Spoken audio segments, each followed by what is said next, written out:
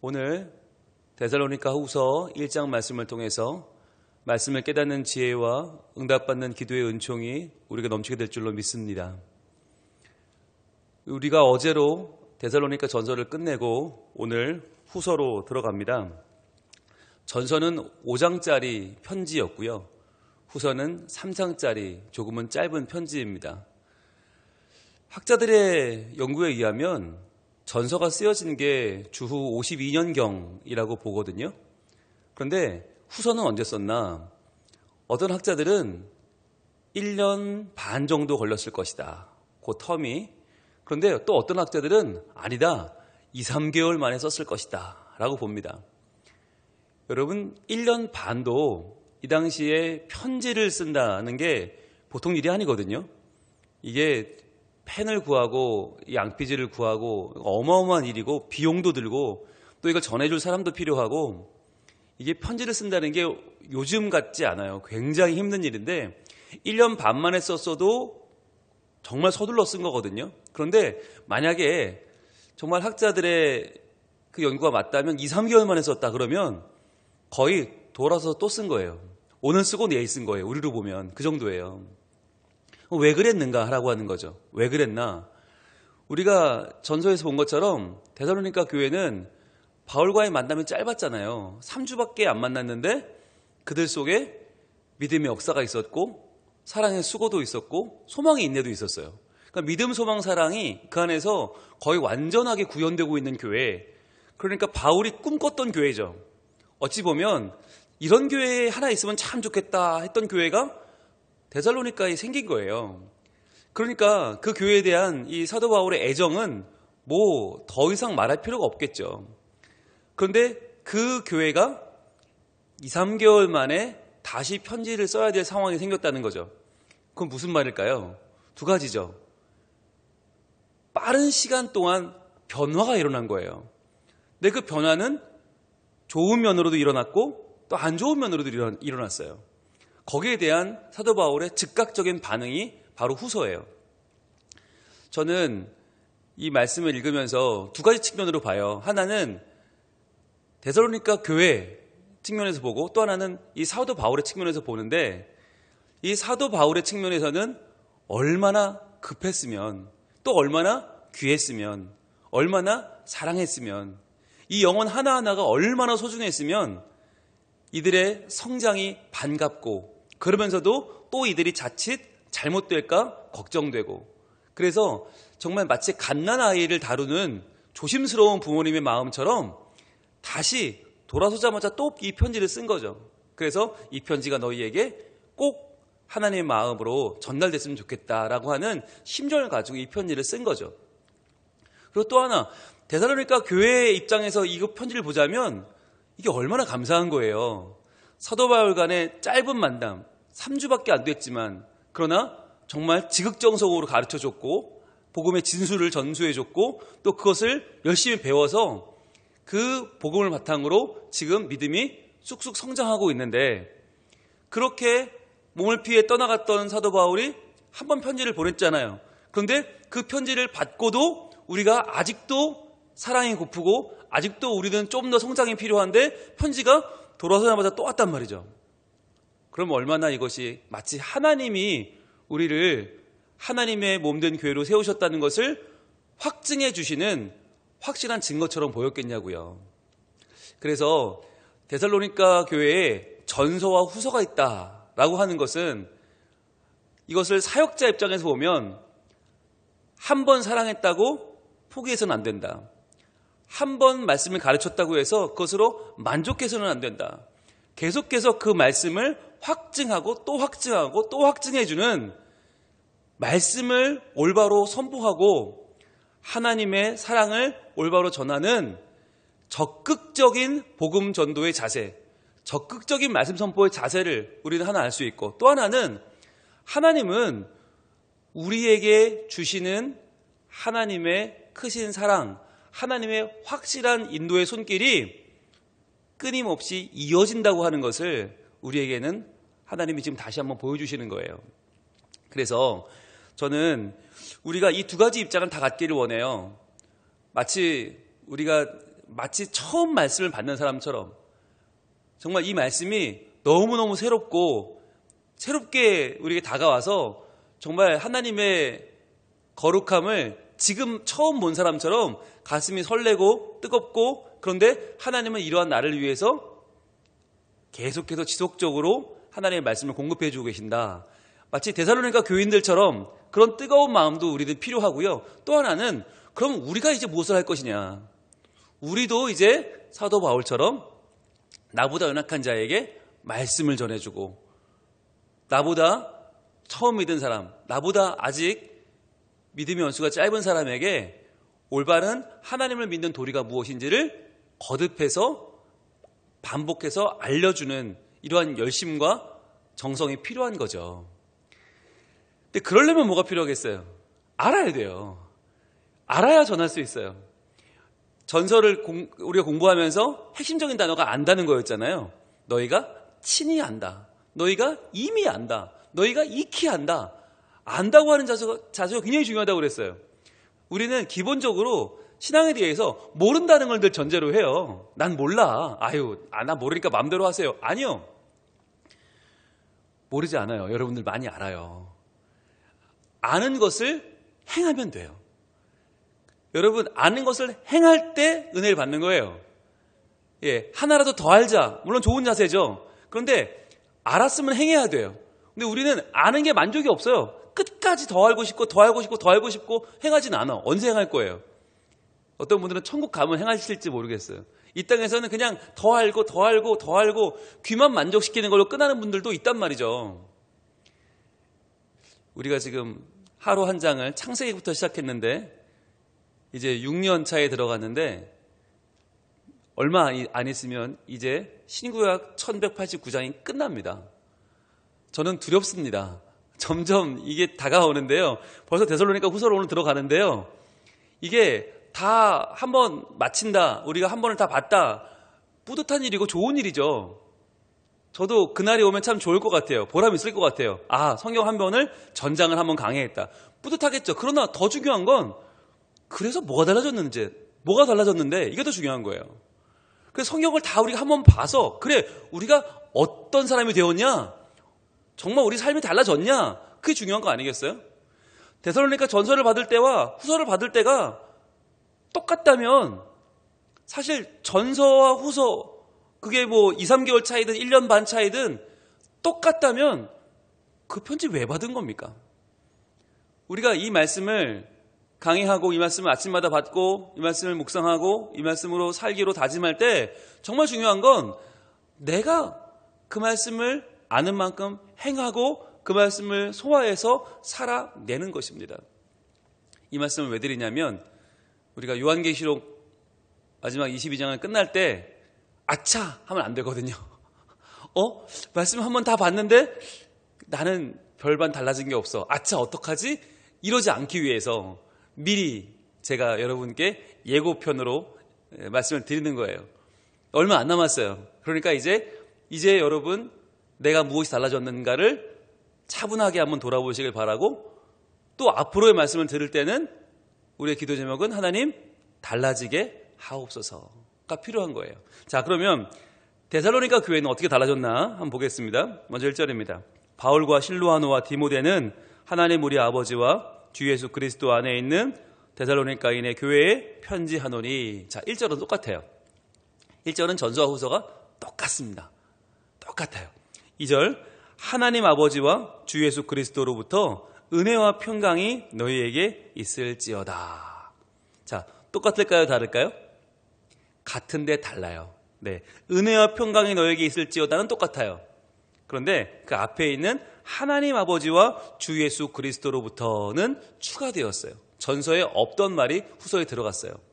여러분 노란색을 들고 하나님 아버지와 주 예수 그리스도로부터 한번 표시해 보세요. 전서에 없는 말이 후서에 들어갔어요. 왜 그랬을까? 이제 바울도 조금 여유가 생겼고 또 이 데살로니가 교회에도 이제 뭔가를 조금 더 깊이 있게 이해할 수 있는 신앙의 연조가 생긴 거예요. 물론 짧은 시간이지만 이 데살로니가 교회가 워낙 빨리 성장하는 교회였기 때문에 그들에게 사도 바울은 꼭 알려주고 싶었던 게 뭐냐? 너희가 은혜와 평강이 이전에도 있었고 지금도 있는데 그 은혜와 평강이 누구에게서 온 것이냐가 더 중요하다. 이걸 강조하는 거죠. 여러분, 은혜와 평강이 카리스, 카이에이라는데, 카리스는 카라, 기쁨에서 나온 것, 하나님이 주시는 일회적인 우리가 믿고 구원받는 은혜라고 그랬죠. 그리고 평강은 에이레네는 반복해서 주어지는, 계속해서 주어지는, 매일 매시가 주어지는 하나님의 은총이라고 그랬어요. 자, 그런데 이것이 전서도 나오고 후서도 나오는데 중요한 건 전서에는 이게 어디서 오는 건지가 없었어요.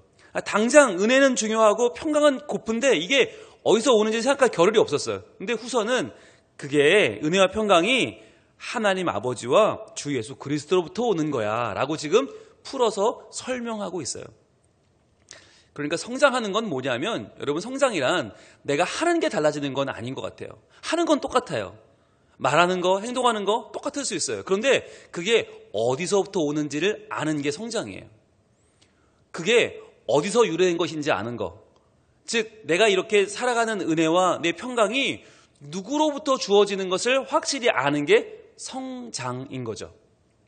그래서 여러분, 내가 예배를 한 번 드리던 사람이 두 번 드리는 게 성장이 아니고, 내가 새벽 기도를 일주일에 3번 나오던 사람이 4번 나오는 게 성장이 아니고, 한 번을 하더라도 내가 그것을 하는 이유를 분명히 아는 사람, 이것을 해야 하는 내 마음의 동기가 누구로부터 온 것인지를 아는 사람이 성장한 거예요. 그래서 새벽 기도를 이전에도 나오고 지금도 나오지만, 이전에는 내가 내 마음과 소원과 내 야망을 이루기 위해서 그 도구로 이용해서 새벽을 나왔다면, 이제는 내가 하나님 아버지와 주 예수 그리스도로부터 동기와 소원을 얻어서 내가 하나님께 어떻게 하면 가까워질까, 내가 어떻게 하면 하나님 마음을 품고 내 삶을 변화시킬 수 있을까, 도전하는 마음으로 나오는 거, 다른 거죠. 그래서 동기가 달라지는 게 성장이다라고 하는 거예요. 성장이란 동기가 달라지는 것이다. 자, 그러면 그 은혜와 평강, 여기서 이제 한 가지 복습을 할 텐데, 우리가 지난주에 종교개혁 특강하면서 가톨릭에는 7성례가 있는데 개신교회는 성례가 2개밖에 없다고 그랬어요. 자, 뭐와 뭐였죠? 세례와 성찬이었죠. 세례와 성찬 2가지만 있다고 그랬어요. 자, 그런데 이 세례와 성찬이 지금처럼 이 감염병 상태처럼 서로 만날 수가 없고 비대면에 대해서 세례를 할 수 없고 성찬을 할 수 없을 때 무엇으로 우리가 그것을 체험한다고 그랬죠?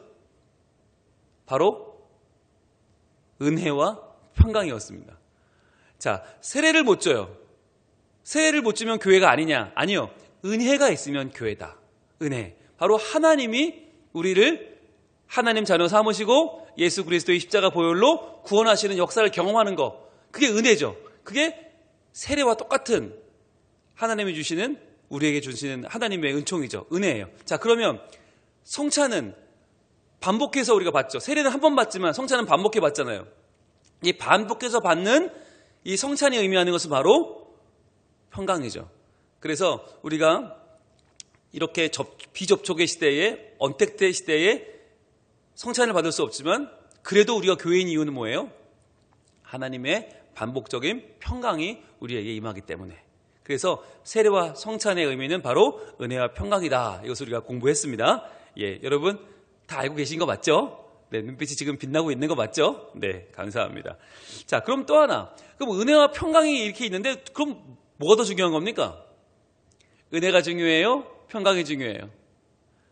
여러분, 여기서는 또 의견이 갈려요. 어떤 분들은 그 은혜를 일단 받아야 평강이 있는 거지, 예수를 믿어야 그 다음에 하나님이 함께 하시는 거지, 은혜가 훨씬 중요해 하는 분도 있고, 어떤 분은 은혜가 있으면 뭐해, 예수 한번 믿었다가 괜히 신앙 버리고 떠나는 사람도 많고, 왕년에 믿었지만 지금은 믿음이 형편없는 사람도 있는데, 반복적인, 우리에게는 이 반복적인 평강이 없으면 은혜 받은 거 다 소용없더라. 그래서 한 번 잘 믿은 건 소용없다. 계속 잘 믿어야지. 평강이 중요하지 하는 분도 있어요. 여러분, 어느 편에 손을 들어주시겠습니까? 처음에 잘 믿는 게 중요해요? 아니면 꾸준히 잘 믿는 게 중요해요? 자, 성경은 어디를 지지하는가? 똑같습니다. 똑같아요. 오늘 본문에 카리스 카이 에이레네예요. 카이라는 단어는 and거든요. and인데 이 카이는 앞과 뒤의 가치가 동일합니다. 똑같다는 거예요. 그래서 하나님 앞에서는 은혜와 평강은 똑같이 중요하다. 우리가 처음에 변화되어 하나님을 아는 것도 중요하고 그 다음에 하나님의 지속적인 은총으로 우리가 하나님의 인도를 따라가는 것도 소중한 거예요. 그래서 은혜와 평강은 똑같이 소중한데, 자, 이제 3절로 들어가면 조금 더 이제 이 데살로니가 교회가 어떻게 성장했는지가 나와요. 형제들아, 우리가 너희를 위하여 항상 하나님께 감사할지니 이것이 당연함은, 자, 이것은 이제 흔히 나오는 표현이죠. 그 다음이 중요한데, 전서에서는 뭘 얘기했어요? 믿음의 역사. 믿음이 역사하는 교회, 그리고 사랑의 수고, 사랑 때문에 수고하는 교회, 그리고 소망의 인내, 소망 가지고 인내하는 교회 얘기했었죠. 세 가지 얘기했었어요. 그게 어떻게 성장을 했는가 지금 보시면 일단 믿음이에요. 너희의 믿음이 더욱 자라고. 자, 노란색 들고 표시합니다. 믿음이 더욱 자라고.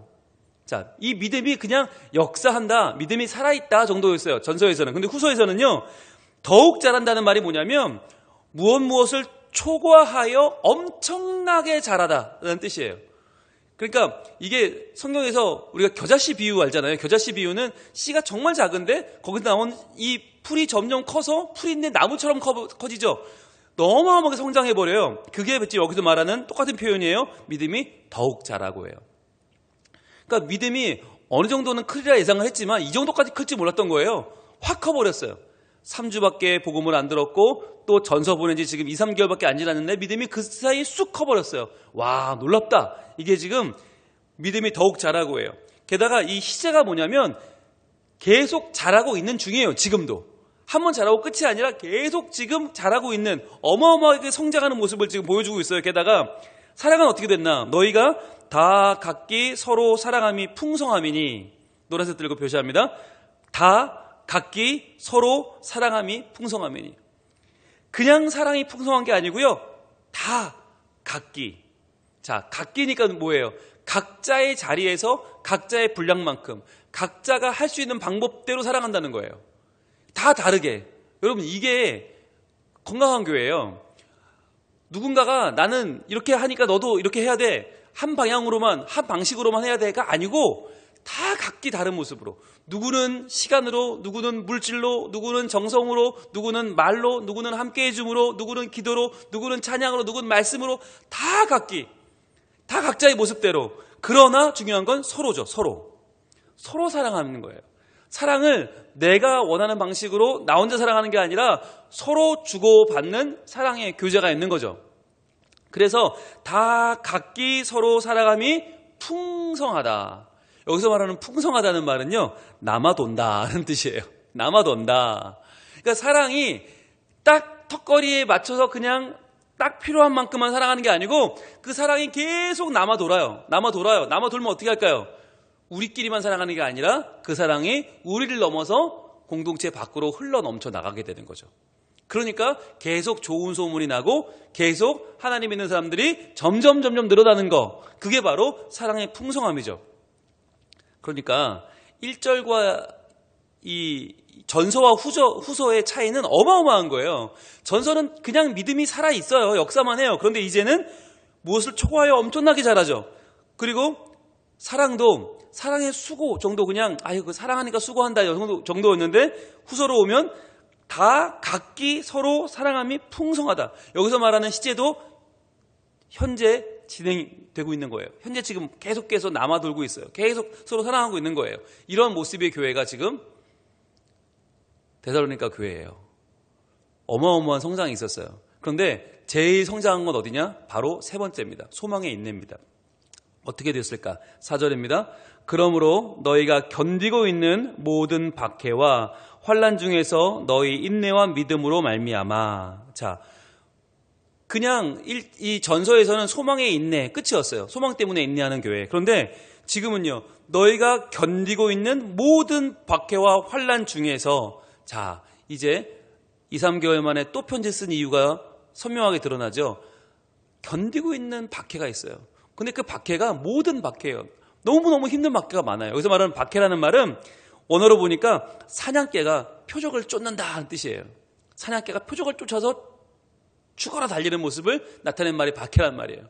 그러니까 지금 이들을 죽이려는, 잡으려는, 가두려는 로마 황제의 군대가 이들을 지속적으로 쫓고 있고, 게다가 유대인 율법주의자들과 각종 이단들이 이들을 지금 넘어뜨리려고 사냥개가 표적을 쫓듯이 그렇게 침을 흘리면서 적극적으로 달려들고 있단 말이에요.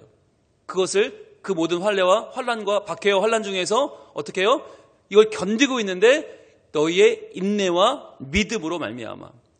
즉 소망이란 말이 나오지 않았지만 전서에 나왔던 소망의 인내가 이제 확장돼서 모든 박해와 환란을 견디고 또 인내와 믿음으로 그것을 지금 버텨내고 있는 모습을 보여줍니다. 그래서 어떻게 해요? 하나님의 여러 교회에서 우리가 친히 자랑하노라.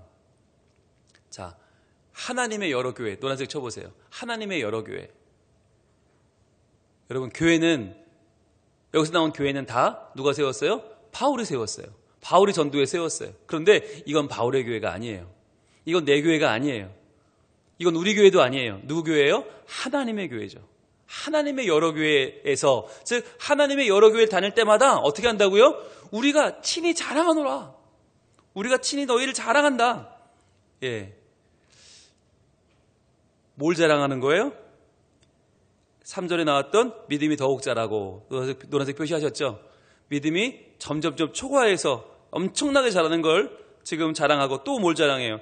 다 각기 서로 사랑함이 풍성함이니, 각자가 자기 모양대로, 모습대로, 재능대로, 기질대로 서로를 사랑하고 이게 남아 도는 거, 이거 자랑하죠. 또 하나 뭘 자랑해요? 4절에 있는, 표시해 보세요. 노란색으로. 너희가 견디고 있는 모든 박해와 환란 중에서 너희 인내와, 여기까지죠. 너희가 견디고 있는 모든 박해와 환란 중에서 너희 인내와까지. 이거를 자랑하는 거예요. 누가? 친히 자랑한다.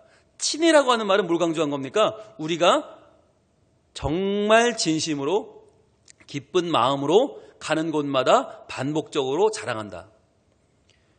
여러분, 성경에서는 자랑하라고 그래요? 하지 말라고 그래요? 하지 말라고 그러죠. 예, 자랑 괜히 함부로 하다가 망신당한다? 이게 성경의 일반적인 이야기예요. 그런데 여기서 사도 바울은 우리가, 너희는 친히 자랑한다. 그것도 하나님의 교회들마다, 여러 교회 다니면서 다 자랑한다는 거예요. 왜? 자랑할 만하니까. 교회가 뭘 자랑하느냐? 뭘 자랑하느냐? 인원이 많은 걸 자랑하는 게 아니에요. 교회가 헌금 많이 거치는 걸 자랑하는 게 아니고, 우리 교회는 국회의원이 많고, 우리 교회는 대학 교수가 많고, 뭐 이런 거 자랑하는 게 아니고요. 뭘 자랑하나? 교회가 믿음이 계속 말도 안 되게 커져. 이거 자랑하는 거예요. 그리고 다 각기 서로 사랑함이 풍성해. 이거 자랑하는 거예요. 그러니까 교회는 믿음 자랑하고 사랑 자랑하고 또 하나 뭘 자랑해요? 박해받는 거 자랑하는 거예요. 이런 박해를 우리가 지금 인내로 견뎌내고 있다. 이걸 자랑하는 게 참 자랑인 거예요. 그러니까 여러분, 교회는 평안한 게 자랑거리가 아니고요. 교회는 얼마나 박해를 지금 이겨내고 있는가, 어려움 가운데 얼마나 성장하고 있는가, 이게 중요한 거예요. 그래서 교회 생활은 편하게 하려고 하면 한도 끝도 없어요. 그런데 편하게 교회 생활하는 건 자랑이 아니에요. 아니에요. 힘들어도 바른 길을 가는 노력. 여러분, 요즘은 누가 박해를 해요, 우리를? 교회 다닌다고 누가 박해해요? 네. 안 믿는 사람들이 가끔 손가락질하는 경우도 있고, 요즘 감염병 때문에 모이지 마라, 그런 건 있지만 그건 박해 수준도 아니죠. 원래 박해라는 게 뭐였어요? 목숨 걸고 믿는 거 아니에요? 그러니까 내가 예수를 믿을 때 이게 정말 내가 믿을만하게 믿으면 그거 박해 아닙니다. 네, 뭐 싫은 소리 좀 듣고 남한테 좀 오늘도 교회 가냐 이런 소리 듣는 거, 그건 박해도 아닙니다. 진짜 박해라고 할 정도의 신앙은 바른 길을 가기 위해서 내가 힘든 길을 자초하는 겁니다. 힘든 길을 자초하는 거. 네, 매번 저희 교육자들이 그래요. 담임 목사님은 무덤을 파신다고. 네, 늘 힘든 길, 어려운 길을 가신다. 안 해도 되는 사서 고생을 하신다. 네, 여러분 왜 그럴까요? 이유는 하나예요. 편하게 목회할 수 있어요. 근데 그건 제가 부름받은 이유가 아니잖아요. 제가 좀 힘들어서 교인들이 좋고 교인들의 신앙이 성숙해지고 교인들의 믿음이 더 나은 성장하는 길이 있다면 저는 당연히 무덤 팔 겁니다. 당연히 힘든 길을 갈 겁니다. 정말 괴로운 길을 갈 겁니다. 여러분, 그 이유가 뭐예요? 같이 가자는 거예요. 같이.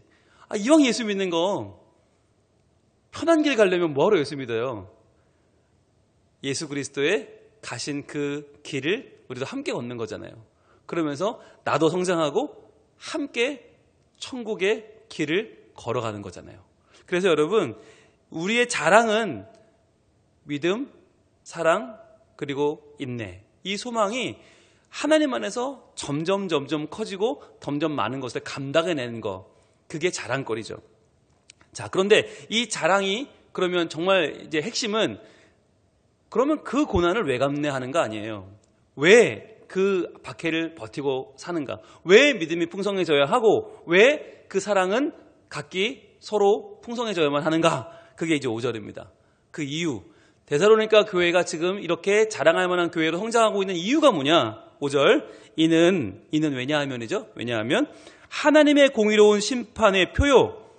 너희로 하여금 하나님의 나라에 합당한 자로 여김을 받게 하려 함이니 노란색 들고 표시해 보세요. 그 나라를 위하여 너희가 또한 고난을 받느니라. 그 나라를 위하여. 바로 이겁니다. 하나님의 나라. 이것이 쉬운 말로 하면 하나님의 영광이기도 하고요. 하나님의 이름이기도 하고요. 하나님의 목적이기도 합니다. 하나님의 동기이기도 합니다. 이게 우리가 고난받는 이유라는 거예요. 그 나라를 위하여 너희가 또한 고난을 받느니라. 자, 이게 너희가 성장한 모습이고 내가 가장 기뻐하는 모습이고 자랑하는 모습이 이거라는 거예요. 미성숙한 교회도 사랑할 수 있어요. 믿음 커질 수 있어요. 박해 버틸 수 있어요. 그런데 미성숙한 교회와 성숙한 교회의 차이는 뭐냐? 그걸 왜 견디고 있는지를 아는 거예요. 그 나라를 위해서. 하나님의 나라. 내 안에 이루어질 하나님의 나라. 내가 마침내 이루고 기뻐할 하나님 나라. 내가 마침내 들어갈 하나님의 나라. 나를 맞이하시고 하나님이 나를 위해 예비하시는 하나님의 나라. 그 나라를 위하여 내가 지금 고난을 받고 있구나. 이것을 깨달아 아는 것. 그것이 성숙한 교회고 자랑할 만한 교회고 그것이 다시 한번 데살로니가 교회의 펜을 들게 만든 바울의 사랑과 관심과 믿음의 표시를 다시 한번 그들에게 보내게 만든 이유였던 거죠. 여러분, 오늘 우리도 이 새벽에 나왔습니다. 왜 나왔냐가 중요한 거죠. 왜 나왔나? 오늘 우리는 또 종교개혁 특강 5번째 시간을 가질 겁니다. 왜 공부하는가가 중요한 거예요. 내일은 수능 시험이에요. 우리 수능생들이 기도하겠죠. 왜 수능 봐야 되는가가 중요한 거예요. 이유가 뭐예요? 그 나라를 위해서. 그 나라. 우리를 위해서 예비된 하나님의 나라. 그 하나님의 영광, 하나님의 통치, 하나님의 동기. 그것을 우리가 마음에 품고 그것을 이루어 드리는 삶을 통해서 우리가 하나님의 사람으로 오늘도 주어진 자리에서 최선을 다하고 오늘도 우리가 때로는 무덤을 팔 수도 있어요. 때로는 우리가 안 가도 되는 험한 길을 일부러 갈 수도 있어요. 왜? 그 나라를 위해서. 하나님 나라가 내게 온전히 이루어지기 위해서 우리는 편한 길이 아니라 가야 할 길을 간다. 빠른 길이 아니라 바른 길을 간다. 믿음의 길을 걸어갈 때 하나님 우리와 함께 하시고 도우시고 역사하셔서 반드시 하나님이 이루시는 놀라운 그 나라로 우리를 인도하실 줄로 믿습니다. 기도하겠습니다. 하나님, 데살로니가 교회에 보낸 2번째 편지 후서를 시작합니다. 전서와 후서는 시기적으로는 얼마 차이가 나지도 않는데 그들의 믿음은 참 놀랍게 성장해 있습니다. 자랑하고 싶은 교회가 되었습니다. 게다가 그들은 왜 그 고통을 감내하는지를 알고 있습니다.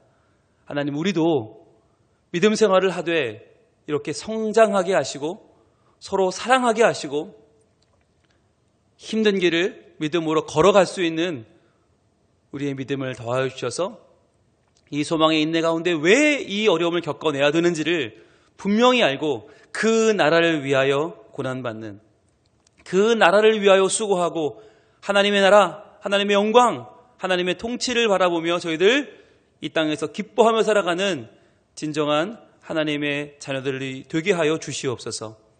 오늘도 저희는 머리를 채우는 지식으로 끝나지 않고 어떻게 하면 이것을 살아낼 수 있을까를 고민하기 원합니다. 주신 말씀 붙잡고 오늘도 씨름하면서 이 말씀대로 살기 위해 몸부림치는 우리 성민 가족들에게 하나님, 우리가 어디에 있든지 동행하여 주시고 인도하시고 하나님의 뜻을 이루어 주셔서 오늘도 우리가 성장하여 주를 기쁘시게 하고 교회를 든든하게 세워가고 이 땅에 잃어버린 영혼들을 주께 돌아오게 하는 거룩한 하나님의 사람들로 쓰임받게 하여 주시옵소서. 그 나라를 위한 복된 하루가 되게 하실 줄로 믿사오니 오늘 종교개혁 특강 5번째 시간 가운데도 함께해 주시고 또한 내일 수능시험을 준비하고 있는 우리 모든 수험생들에게도 하나님 은혜 충만하게 부어주시고 하나님의 든든하신 인도를 경험하는 복을 우리 모든 수험생들에게 하나님 부어 주시옵소서. 예수님 이름으로 기도합니다. 아멘.